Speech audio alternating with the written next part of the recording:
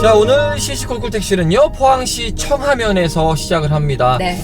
목소리는 조금 힘이 나는데 문제는 걱정이 좀 앞서요.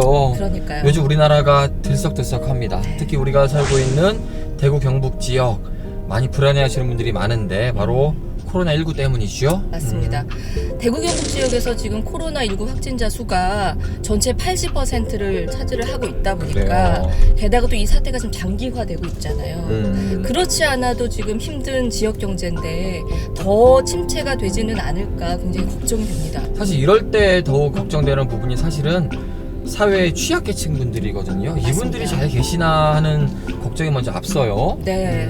특히나 이런 취약계층에 대한 안전망이 굉장히 흔들리고 있다는 생각이 저도 요즘 많이 드는데요. 그래서 저희가 지금 가고 있는 곳도 우리 지역의 노인 복지 정책에 대해서 잘 이야기를 해주실 오늘의 손님을 만나러 가고 있죠. 그래요. 네. 날씨가 조금 풀린다고 하지만 아직은 겨울이에요. 많은 분들이 춥지는 않을까 걱정입니다. 제대로 한번 들어보자고요. 네. 출발합니다.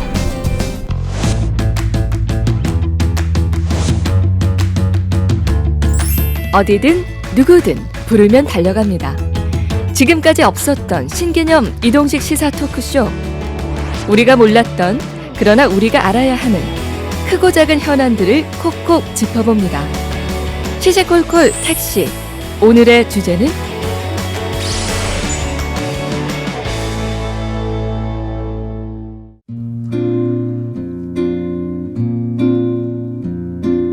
반갑습니다. 안녕하세요. 안녕하세요. 반갑습니다.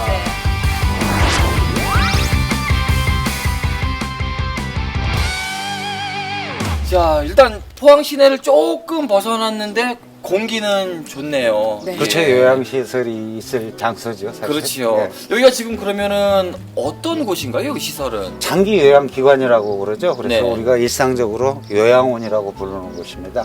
그래서 치매 어르신을 주로 케어하는 시설이라고 보시면 됩니다. 그러면 몸이 좀 불편하신 치매 어르신들이 네. 여기서 이제 쉬시면서 몸도 네, 관리하시고 생활하고, 생활도 예. 하시는 예. 곳. 요즘 코로나 때문에 사실 그러니까요. 우리 지역이 난리잖아요. 예. 아무래도 영향을 좀 많이 받으시겠어요. 그렇죠. 여러모로. 아무래도 이제 어르신들이 면회도 안 되고 예. 그러다 보니까 자식들도 못 만나고 그러니까 네. 스트레스가 많이 쌓이고 마스크도 착용을 해야 되고 이러다 보니까 호흡이 곤란합니다, 사실. 네. 그렇죠. 그래서 어르신들 그렇지 않아도 호흡이 곤란한데 네. 마스크를 끼고 그래서 거의 벗어 던집니다.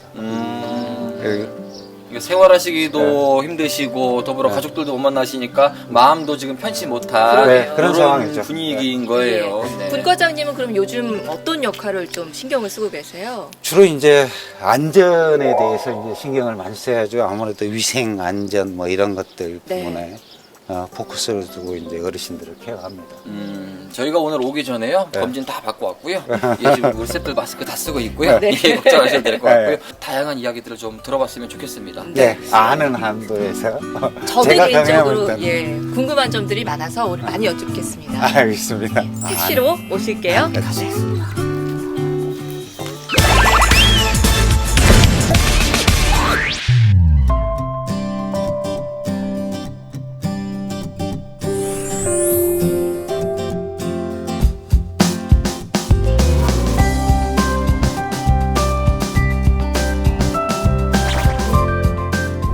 복지라는 게 굉장히 광범위하잖아요, 분과장님. 그 중에서 우리가 오늘 이야기해 볼 것이 노인복지예요. 요즘 뉴스를 보면 네. 늘 고령사회, 뭐 초고령사회? 포항도 이제 곧 초고령 사회로 진입한다. 그런 얘기가 이런 많아요. 있더라고요. 고령사회, 초고령사회는 어떻게 나눠지는 거예요? 고령사회, 초고령사회, 고령화 사회 이렇게 하는데 고령화 사회가 먼저 65세 인구가 7% 이상 되는 오, 그리고- 전체 인구의? 네, 전체 인구 비율을 네. 따지는 거죠.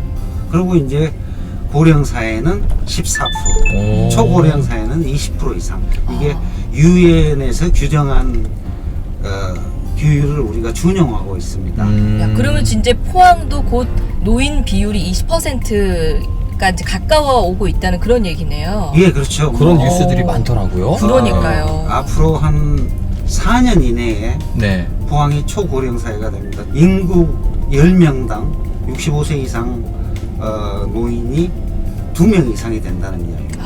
야, 아니 그러면은 4, 5년 후에는 이제 우리 또래의 사람들이 어르신들 2분 그리고 아이들까지 다 케어해야 되는 그렇죠. 그런 시절이 오는군요. 예. 몇년 생산 안 가능 남았네. 인구가 줄어든다는 이야기로 그래서 노인 부양 부담이 굉장히 커진다는 이야기.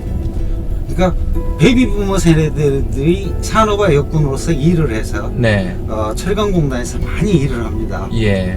그 인구비가 포항 인구비의 한 15% 정도 됩니다. 그 세대들이 그 세대들이 나오는군요. 이제 연차적으로 8,000명에서 10,000명 선 매년 어. 노령 인구에 진입을 하게 됩니다. 야, 근데 우리 지역이 이렇게 노인 비율이 가파르게 오르고 있다면 다른 지역보다 특히 더 노인복지 정책은 신경을 많이 써야 되겠네요. 그래요. 예. 특히 베이비부머 세대의 욕구, 노인의 욕구에 대해서 신경을 좀 써야 될 부분이 있습니다. 그래요. 우리가 바쁘게 살다 보면은 잠시 잊고 있지만 우리의 몇 년 후 미래이기도 하거든요. 그럼요. 곧 다가올 미래이기도 하고 이야기를 좀 나눠볼게요. 네.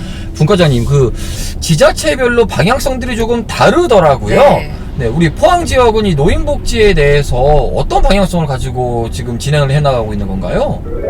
저희가 보통 이제 매 4년마다 네. 지역사회 보장 계획을 짭니다. 그래서 복지 서비스 제공의 기본 방향을 제시를 하는데 일단은 기본적으로 노인이 소득이 있어야 됩니다. 생활은. 다음 번에는 건강이겠죠. 행복하게 살기 위한 조건으로서. 네. 네. 그 다음에는 이제 여가 생활을 하는 거겠죠. 그리고 주택, 주거, 그 다음에 기타 등으로 이렇게 분류를 하는데 포항시 같은 경우는 노인 소득 부분에 굉장히 아주 기본적인 포커스를 두고 있습니다. 그쪽에 방점을 찍는 이유가 있어요? 가장 기본적으로 모든 문제의 근원이 사실은 저소득 노인들의 건강이 훨씬 더 건강 상태가 안 좋습니다. 네. 그러면 결국에 가서 소득의 문제거든요. 그래서 가난과 건강은 상관관계가 있다라는 것을 이야기를 합니다. 그래서 그 부분에 중점을 둘 수밖에 없는. 그러면 소득부터 일단 이 말씀을 좀 들어봤으면 좋겠어요. 소득과 관련해서 이제 노인의 소득은 연금 소득이 있을 거고 네. 근로소득이 있을 겁니다. 근데 지금 근로소득을 그렇게 많이 기대할 수는 없는 상황입니다. 공공형 일자리 제공을 한다 그래도 20만 원 내외 수준에. 그래서 노인 생활 수준이 우리가 일상적으로 생각했었을 때 보통 최저 생계 유지 정도라고 보시면 됩니다. 네. 그래도 지금 포항시에서 일자리나 뭐 이런 것들은 많은 일자리를 제공해서 소득 부분에 신경을 쓰는 지자체라고 볼 수 있죠. 구체적으로 어떤 것들이 있을까요? 가령 노인 일자리 사업에 작년 같은 경우 14,000개 정도의 일자리를 창출해서 아마 전국 1위일 겁니다. 요즘에는 지금 시장형 일자리를 어떻게 창출해낼 거냐. 민간에서의. 네, 민간에서. 그러니까 지금 공공형 일자리는 재정으로 충당을 하다 보니까 네. 많은 임금을 지불할 수가 없고 많은 시간에 일을 줄 수가 없는데 시장형 일자리 같은 경우는 이제 시장에서 필요한 기능을 가지고 있는 은퇴자들에게 이렇게 직업을 매치시켜주는 그런 것들을 연구들을 하고 있습니다. 사실 그게 필요는 한데 제일 어려운 부분이라고 그러게요. 하더라고요. 네. 그런 노력들이 포항 시내 안에서도 좀 보입니까? 지금 포항 노인 일자리 창출센터 같은 경우는 자체적으로 데이터베이스를 형성을 해서 네. 기술을 가지고 있는 은퇴 어르신들의 필요한 기업과 매치를 시켜주려고 데이터베이스를 구축해 나가는 걸로 알고 있습니다. 실제로 이제 그 매칭 과정을 통해서 좋은 일자리를 구하시는 분들도 있나요? 예. 포항 지역이 이제 철강단지가 있잖아요. 네. 그래서 숙련된 기능공 분들은 은퇴 후에도 계약직으로 들어가는 분들이 꽤 있습니다. 근데 그러지 못한 분들에 있어서의 사각지대가 예, 발생을 그렇죠. 하고 있는 거군요. 근데 이제 노인복지 부분이 이제 올해 특히 강화가 된 부분이 있다고 하더라고요. 예. 그 노인 맞춤 돌봄 서비스라고 어떤 내용인지도 좀 궁금한데 어떤 거죠? 여기서 잠깐. 노인 맞춤 돌봄 서비스란 보건복지부에서 2009년부터 시행하던 노인복지 사업인데요. 총 6개 사업 중 단 하나를 선택해야 하는 기준 때문에 실제 노인의 삶에 밀접한 서비스를 제공하지 못한다는 비판을 받아왔습니다. 올해부터는 기존의 사업을 확 바꿔서 노인 맞춤 돌봄 서비스로 재탄생했는데요. 개별 사업들을 하나로 통합해 서비스 접근성을 높였고요. 노인들 개개인의 욕구를 미리 파악해서 일상생활에 실질적으로 필요한 도움을 줄 수 있도록 제도를 정비했습니다. 또 하나 더, 반드시 알아둬야 할 노인복지 서비스에는 노인 장기 요양보험 제도가 있는데요. 고령이나 노인성 질환 등으로 일상생활이 어려운 노인들에게 노후 안정을 위한 각종 급여를 제공해주는 서비스입니다. 근데 왜 할머니를 네가 모셔? 쫓겨났어요. 돈을 못 내서. 손녀는 부양 의무자 아니야. 장기 요양 등급 신청해. 그런 거 가르쳐주는 사람도 없었냐? 한때 인기리에 방영됐던 드라마에서도 잠깐 소개된 적이 있었는데요. 부양 부담에 힘든 가족들에게 꼭 필요한 제도임을 알 수 있습니다. 노인 맞춤 돌봄 서비스는 일반 노인 모두가 혜택을 받을 수 있고 생활의 질을 개선하는 데 목적이 있는 반면 노인 장기 요양 보험 제도는 노인성 질병 관리에 특화된 서비스입니다. 특히 65세 미만 국민들도 치매에 대한 각종 지원을 받을 수 있는 특급 장점이 있답니다. 아니 근데 이 부분을 혼용하시는 분들이 많아요. 노인 장기 요양보험 같은 경우는 65세 이상만 가능하다 이렇게 알고 계시는 분들이 굉장히 많거든요. 그러지만은 않죠? 예, 그렇지 않습니다. 노인 장기 요양보험을 이용하는 급여 혜택자들은 노인성 질환을 가지고 있는 65세 미만 어르신들도 이용 가능합니다. 가령 뭐 젊은 나이에 알코올성 치매가 왔다든가 네. 이런 분들이 대표적으로 요양시설을 이용하실 수가 있습니다. 치매 자체가 노인성 질환이기 때문에.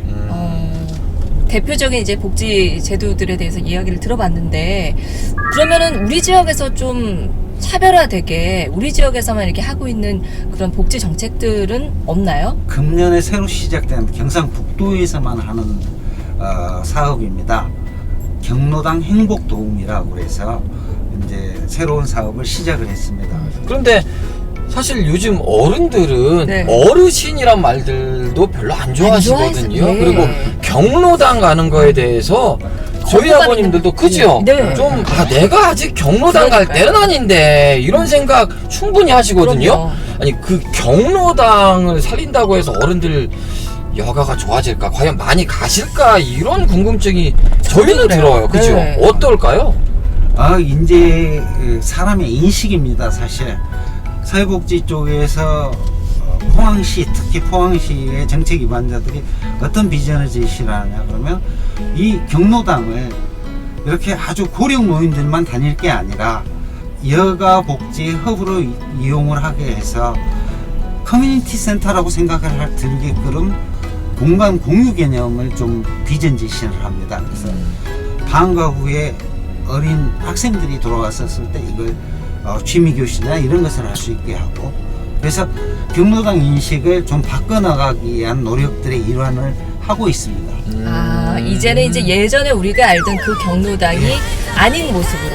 야투 치고 네. 바둑 두고 이런 데가 아니다. 네. 이런 이미지를 심어줄 필요도 있군요. 예, 그렇습니다. 포항시에서도 끊임없는 노력은 하고 있는 건 분명한 것 같아요. 네. 그럼에도 불구하고 잘한 것도 있지만 아쉬운 점도 분명히 있을 거 아니에요, 선생님. 네. 어떤 점들은 우리가 지금 잘하고 있고 이런 부분은 좀 보완돼야 되지 않겠나라는 생각을 평소에 하고 계신가요? 전체적으로 운영 관리 면에서는 그래도 포항시가 잘하고 있는 편입니다. 오. 사실 인력 충원이라는 측면에서 사회복지직 공무원들이 많이 늘어납니다. 그래서 이분들이 구체적으로 사회복지사 자격증을 갖고 있고 사회복지 마인드를 갖고 있습니다. 네. 그래서 민간 복지기관들하고 협력과 분업 이런 것들이 잘 이루어진다는 측면이 있고, 또 다른 한 측면으로는 사회복지직 공무원들이 오랜 시간 동안에 사회복지직에 근무를 하다 보니까, 한 직종에 근무를 하다 보니까 전문성을 갖게 됩니다. 그래서 이 전문성을 가지고 자기네들의 노하우를 이렇게 이야기를 하고 전수를 시켜주고 하다 보니까 무난하게 이렇게 발전적인 방향으로 가고 있는 것들은 잘된 부분들입니다, 사실. 예산 부분도 좀 늘고 있다 이런 얘기도 들리긴 하는데요. 그렇죠. 금년도 예산 비중에서 한 3분의 1 정도가 복지 예산입니다. 그리고 매년 한 10%에서 15% 정도 예산이 증액이 됩니다. 사실 복지 욕구에 비해서는 이 예산 증가율이 낮다고는 하지만 그래도 제한된 재원을 복지 예산으로 증액을 시킨다는 것은 많은 노력들이 필요합니다. 현장에서는 굉장히 반가운 이야기 중에 하나겠어요. 예, 그렇죠. 하지만 말씀하셨다시피 충분치 않잖아요. 예. 그렇기 때문에 아쉬운 부분도 분명히 있을 거예요. 그죠? 어떤 부분들이 좀 보완되면 좋을까요? 사실 복지 파트에서 노인복지 파트에서 조금 아쉬운 부분이 서비스 전달이 한쪽으로 치우치는 경향이 있다. 그러니까 가령 노인 일자리에는 굉장히 강조하다 보니까 많은 관심을 갖고 있고 또 다른 한편으로 돌봄 서비스 같은 분야도 관심을 가지고 있지만 네. 노년기라는 게 그동안의 삶을 정리하고 앞으로의 죽음에 대비하는 그런 자세들이 있어야 되는데 네. 우리는 노인복지를 이야기할 때 항상 웰빙에 대해서만 이야기를 합니다. 역으로 한번 웰다잉을 관해서 생각해 봐야 될 때가 왔습니다. 의미 있게 마무리하는 방법인 예, 거죠? 그렇죠. 3년 전에 제가 대구에 웰다잉 프로그램을 갔었어요. 그랬더니 첫 프로그램 시작한 날 한 20명 어르신들이 굉장히 어두운 얼굴을 하고 있습니다. 네. 소재 자체가 죽음이라는 게. 제목이 일단은 그렇죠. 불안하시겠네요. 네. 네. 그래서 마지막까지 프로그램이 잘 진행될 것인가를 제 자신도 고민을 했었고 새로 개발한 프로그램이기 때문에 여러 가지로 이제 고민이 됐었는데 일주일 뒤에 어르신을 만났더니 어르신들이 아주 밝은 얼굴로 대하기 시작을 해요. 그래서 도대체 왜 그러냐 그러고 이제 봤더니 이분들이 웰다잉 프로그램을 한 해기를 하셨는데도 네. 자기 인생을 돌아보고 내 인생의 부족한 점이 뭔지를 생각을 하신 거예요. 그래서 내가 나머지 삶을 어떻게 살아야 될 건가를 생각들을 하시더라고요. 그걸 생각하다 보니까 이제 의미 깊은 시간이 되는 거죠. 근데 이제 포항 지역 같은 경우는 프로그램이 이렇게 이제 그런 부분의 프로그램들이 없습니다. 아쉽네요. 네. 그래서 네. 포항 지역 같은 경우도 이런 프로그램들을 좀 적극적으로 도입을 해서 어르신들에게 생을 돌아볼 수 있는 시간과 정서적인 복지가 잘 된 거라고 생각을 합니다. 그래요. 감히 네. 어르신들의 마침표에 대해서 이야기하기는 그렇지만 그런 프로그램들이 잘 진행이 되면 어르신들의 생활이 조금 더 기분 좋아진다고 해야 될까요? 네. 편안해지지 않을까라는 생각은 저희가 이야기를 들어보니까 드네요. 꼭 필요한 부분인 것 같아요. 근데 저는 이 웰다잉에 대한 이야기를 또 듣다 보니까 우리가 참 노인 문제를 이야기할 때 정말 가슴 아픈 부분이 고독사잖아요. 속상하죠. 예. 고독사가 점점 늘고 있는데 우리 지역에서도 이런 고독사를 좀 방지하기 위한 그런 대책들이 있을까요?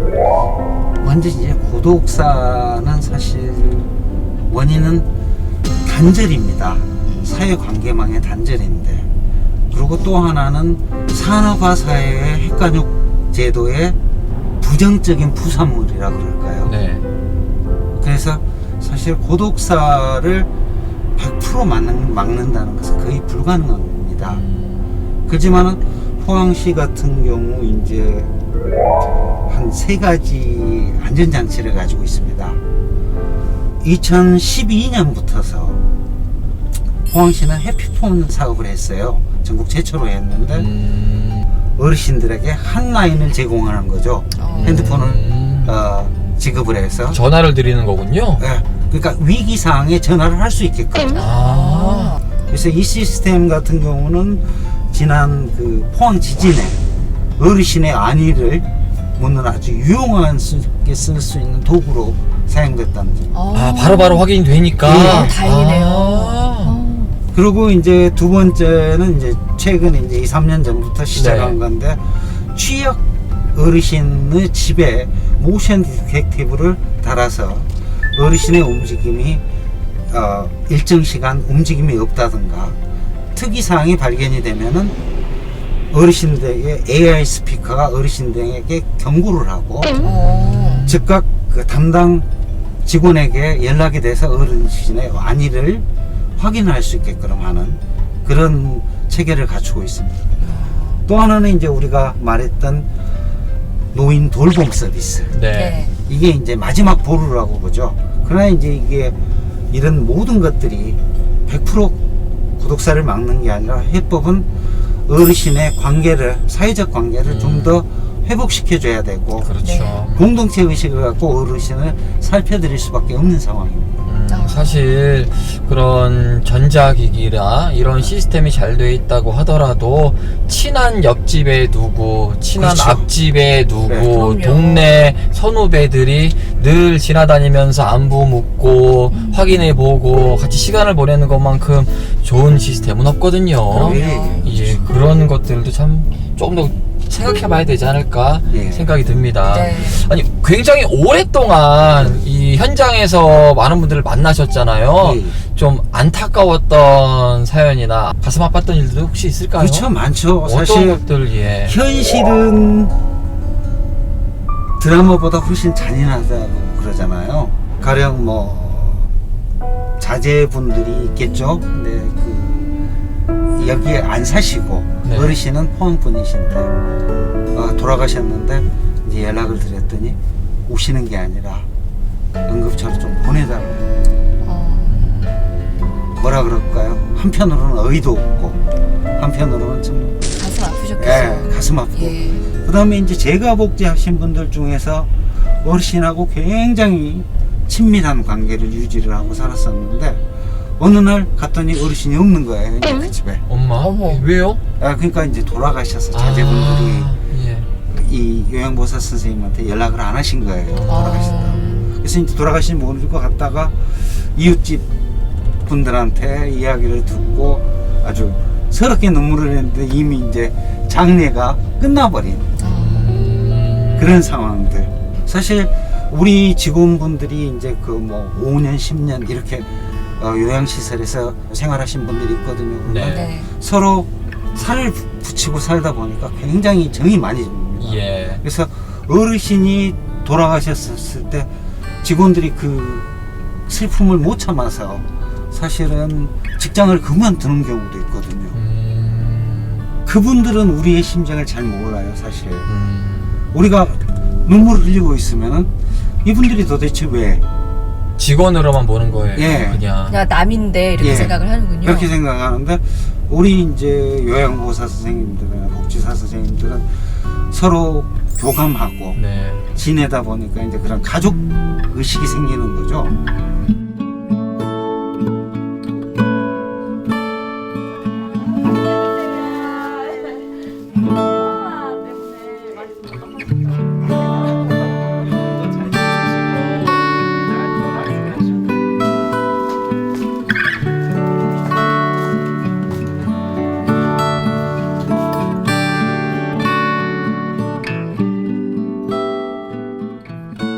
베이비붐 세대들이 은퇴가 다가오면서 이런 노인분들이 훨씬 더 늘어날 거예요. 전망이잖아요. 이제는 그 노년의 행복이라는 말도 정의가 달라져야 될 것 같아요. 어떻게 생각하세요? 그렇죠. 이제까지는 이제 고령 노인들은 농경 문화에 훨씬 더 익숙하신 분들입니다. 네. 근데 이제부터 은퇴하신 분들은 산업사회에 익숙하신 분들이에요. 그렇다고 해서 이분들이 또 지금의 하이테크널리지에 뭐 적응하고 살기에는 또 구식이고요. 그래서 노인이 되셨을 때 내 노후를 어떻게 살 것인가, 내가 어떤 역할을 할 것인가. 이제는 과거의 농경 사회하고 달리 노인이라고 해서 존경받는 사회가 아니잖아요. 그래서 노인 스스로가 내가 어떤 삶을 살 건가를 생각을 하고 사회적 역할을 찾으라고 저는 권하고 싶습니다. 그러면 이제 현장에서 일을 하시는 입장에서 기존에 있는 정책들 말고 이런 것도 좀 추가가 되면은 더 시너지 효과가 나고 뭔가 좀 기존에 있던 것들도 더 잘 살릴 수 있을 것 같은데 하는 그런 부분들이 있나요? 예, 그런 부분도 있죠. 요즘에 지금 청년 실업이 문제가 돼서 청년 창업을 정부에서 적극 권장을 하잖아요. 그렇죠. 네. 그분들이 이제 현장을 모르는 상태에서 아이디어 하나를 가지고 창업을 시작을 합니다. 네. 그래서 노하우도 없고 이런 부분들을 매칭을 시켜주면 어떻겠느냐. 노인. 아, 멘토로서. 네, 그렇죠. 어. 멘토로서, 그렇지 않으면 뭐 파트타임 잡으로서 어. 그 분야의 경험을 가지고 있는 노하우를 청년들에게 공급을 함으로써 청년들은 창업이 성공적으로 이루어지게 하고 노인은 일자리를 갖게 하는, 그래서 양 세대가 윈윈할 수 있는 그런 아이디어를 또 이야기들을 했었고, 그 다음에 이제 우리가 그 공간에 대한 이야기를 했었습니다. 근데 이제까지는 사회복지를 했었을 때 청소년은 청소년회관, 그 다음에 여성은 여성회관, 노인은 노인복지관, 뭐 이런 식으로 분류를 해서 담벼락을 쌓았었습니다. 근데 생각을 좀 발상을 전환을 해서 청소년 이용시설들 같은 경우는 학교를 가는 시간에는 비어있는 상태란 말이에요. 네. 그렇죠. 이용률이 저조한 상태인데 이런 공간을 좀 공유하자. 그래서 여성이나 노인들이 그 공간을 공유함으로써 시설을 효율적으로 사용을 하는 것이 어떻냐, 뭐 그런 아이디어들도 있고 그렇습니다. 좋은 아이디어들이 많네요. 젊은 예. 청년들의 열정과 아이디어에 우리 경험이 많은 노하우들이 접목이 된다면 이거는 뭐 더할 나위 없는 시너지가 나오겠다라는 네. 생각이 들어요. 분과장님 이제 앞으로도 우리 지역의 노인 복지 정책이라든지 이런 부분에 대해서 계속 애써 주실 거잖아요. 이런 분들은 조금 보완이 됐으면 좋겠다. 덧붙이고 싶은 말씀 있으실 것 같아요. 마지막으로 좀 하고 싶은 이야기는, 제가 이제 사회복지 파트에 일을 하다 보니까 사회복지 종사자들이 한 55만 정도 됩니다. 네. 근데 이 종사자들의 처우와 인권에 관한 부분을 조금 이야기를 하고 싶어요. 그러니까 대부분의 사회복지 서비스를 제공하는 현장에 있는 사회복지사라든가 이런 분들은 거의 최저임금 수준의 급여를 받고 있습니다. 네. 다른 직종과 비교를 한다 그러면 한 급여가 수준이 한 87% 정도 수준. 높지 않네요. 예, 아주 예. 높지 않는 급여를 우리가 보면은 뭐 최저임금이라고 생각하시면 됩니다. 그러게요. 그래서 젊은 사회복지사들이 현장을 떠나고, 그렇다 그러면은 전문성 유지라든가 또한 앞으로 사회복지의 서비스의 질이 떨어질 겁니다. 그래서 급여의 현실화가 절실히 필요하다는 것들을 좀 이야기를 하고 싶고, 그 다음에 우리가 인권 부분에 있어서 사회복지 종사자들은 한 달에 한 번씩 의무적으로 인권 교육을 받습니다. 네. 그래서 인권 의식들은 사실 교육을 많이 받다 보니까 종사자의 인권 의식은 굉장히 높습니다. 근데 사회복지 서비스라는 게 대인 서비스입니다. 그러다 보니까 서비스를 제공하다 보면은 폭언, 폭행 이런 일들이 자주 일어납니다. 예.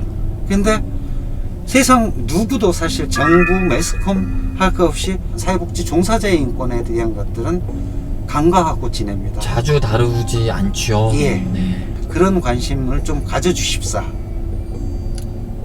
그래요. 사회복지사라는 이름이 벌써 누군가에게 그럼요. 복지하고 서비스하는 직업인데 정작 그분들은 복지와 서비스가 충분한가에 네. 대한 고민을 해볼 시기도 온 것 같네요. 예, 네. 그리고 사회적으로 사회복지라는 직종을 인식을 조금 바꿔야 됩니다.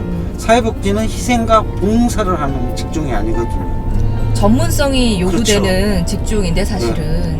예. 그래서 그 부분을 좀 혼돈하시고 맞습니다. 일반인들의 그리고 자원봉사라고 생각하시는 분들도 있더라고요. 예, 그렇죠. 예. 그런 부분이 가장 큰 문제점의 하나입니다.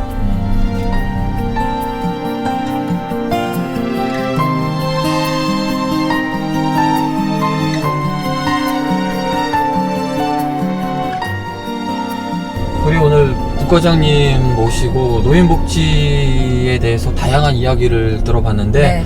잘 잘하고 있는 부분들이 분명히 있지만 숙제도 굉장히 많구나라는 생각이 들었어요. 예. 아직도 갈 길은 멀죠. 그리고 네. 이 숙제들 정말 이야기들을 잘 모아서 앞으로도 잘 풀어갔으면 좋겠다라는 생각을 더불어 해봅니다. 그 이야기에는 우리 국과장님도 앞으로 많이 우리 지역을 위해서 고생해 주시기를 저희가 기대할게요. 네, 예. 말씀 잘 들었습니다. 예. 고맙습니다. 감사합니다. 네, 감사합니다.